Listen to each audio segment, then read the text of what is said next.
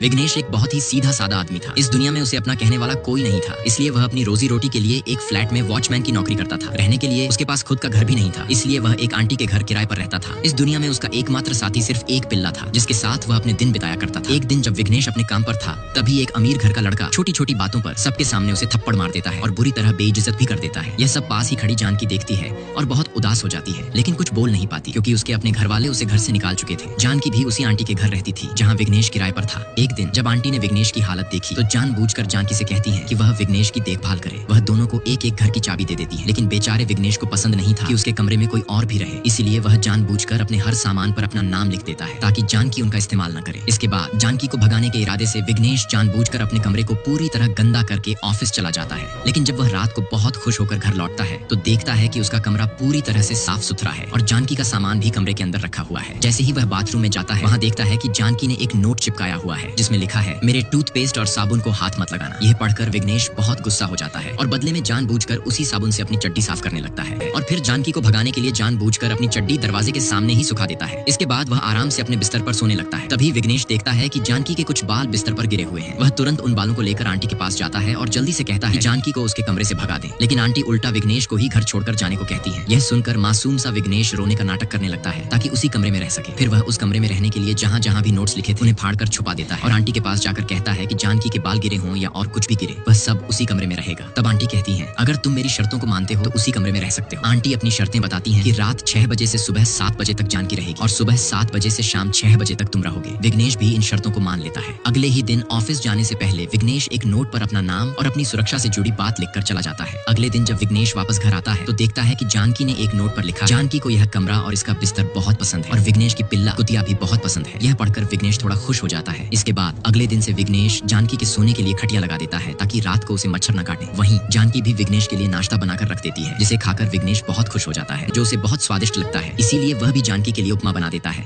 धीरे धीरे विघ्नेश मन ही मन जानकी को चाहने लगता है और हर दिन उसके बारे में सोचकर खुश होता है। एक दिन इसी खुशी में जानकी को प्रभावित करने के लिए वह बहुत सारे फूलों के पौधे खरीद कर लाता है और अपने घर के सामने रख देता है। यह देखकर जानकी खुश होकर उसके लिए स्पेशल चिकन करी बनाती है। जैसे ही विघ्नेश चिकन करी खाता है, उसे जानकी के हाथ का बना चिकन बेहद टेस्टी लगता है। खुश होकर वह बाथरूम में नाचने लगता है और नहाने के बाद अपना साबुन जानकी के साबुन के पास रख देता है। जब वह नहाकर बाहर आता है तो देखता है कि जानकी की ड्रेस सूख गई है। यह देखकर वह तुरंत ड्रेस को छूने लगता है। तभी ड्रेस के नीचे से गोलगप्पे का कपड़ा नीचे गिर जाता है। वह कपड़ा उठाकर विघ्नेश मन ही मन कुछ सोचने लगता है। तभी नीचे से आंटी उसके हाथ में कपड़ा देख लेती है और पूछती है, तू इसे क्यों पकड़े हुए है? विघ्नेश कहता है, ये नीचे गिरा हुआ था इसीलिए उठा रहा हूँ। आंटी कहती है, मुझे लगता है तू एक थरकी है। बेचारा विघ्नेश हाथ जोड़कर कहता है, आंटी मुझसे गलती हो गई, मैं अच्छा आदमी हूँ। यह कहकर वह तुरंत गोलगप्पे का कपड़ा वहीं रख देता है। इसके बाद आंटी को मनाने के लिए वह उनकी गैस टंकी उठाकर मदद करने लगता है ताकि आंटी जानकी को इस गोलगप्पे के कपड़े वाली बात न बता। अब विघ्नेश बार बार जानकी के बारे में सोचते सोचते आखिरकार यह जानने की इच्छा करता है कि जानकी दिखने में कैसी होगी। यही सोचकर वह रात को धीरे धीरे चुपके से अपने घर से निकलकर जानकी के घर की ओर आता है, लेकिन तभी उसका पिल्ला उसे देखकर भौंकने लगता है, जिससे आंटी की नींद खुल जाती है और विघ्नेश तुरंत भागने लगता है। अगली रात वह फिर से जानकी को देखने आता है। इस बार वह गेट खोलने की कोशिश करता है, लेकिन उसे पता चलता है कि गेट पर ताला लगा हुआ है, इसलिए वह गेट पर चढ़ने की कोशिश करता है। तभी अचानक वहाँ पुलिस वाले आ जाते हैं और उससे पूछताछ करने लगते हैं। विघ्नेश नाटक करते हुए कहता है, मैं तो बाथरूम करने आया था, लेकिन पुलिस वालों को विश्वास नहीं होता, इसलिए वे तुरंत आंटी को बुला लेते हैं। आंटी के आते ही पुलिस वाले विघ्नेश को छोड़ देते हैं, लेकिन विघ्नेश हार नहीं मानता क्योंकि उसका मकसद सिर्फ एक बार जानकी को देखना था।